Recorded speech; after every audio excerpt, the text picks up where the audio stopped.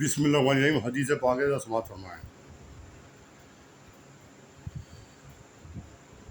حضرت عقبہ بن عامر رضی اللہ تعالیٰ عنہ سے روایت ہے کہ میں رسول اللہ صلی اللہ علیہ وسلم کی خدمت میں حاضر ہوا اور میں نے عرض کیا، حضرت مجھے بتا دیجیے کہ نجات حاصل کرنے کا گر کیا ہے، اور نجات حاصل کرنے کے لیے مجھے کیا کام کرنے چاہیے۔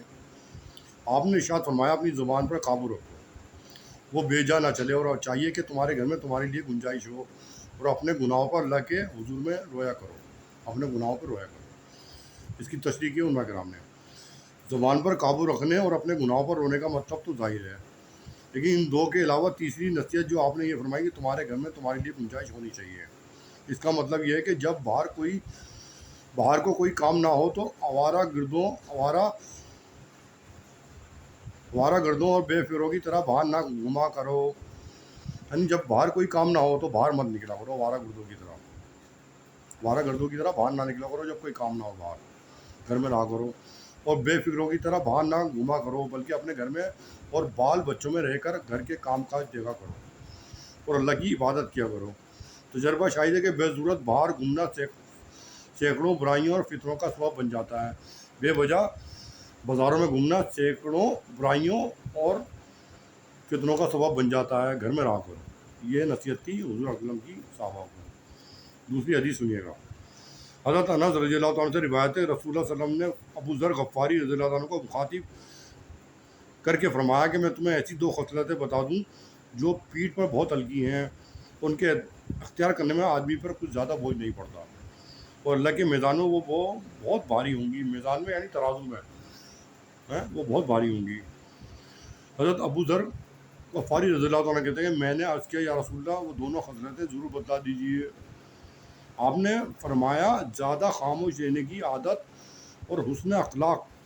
قسم اس پاک ذات کی جس کے قبضے میں میری جان ہے، مخلوقات کے اعمال میں یہ دونوں چیزیں بے مثل ہیں۔ تشریح کی اس کو علماء کرام نے۔ جیسا کہ اوپر ذکر کیا جا چکا ہے، زیادہ خاموش رہنے کا مطلب یہی ہے کہ بے ضرورت اور نامناسب اور ناپسندیدہ باتوں سے آدمی اپنی زبان کو روکے رہے۔ جس شخص کا یہ طرز عمل ہوگا، قدرتی طور پر وہ کم بولنے والا اور زیادہ خاموش رہنے والا ہوگا۔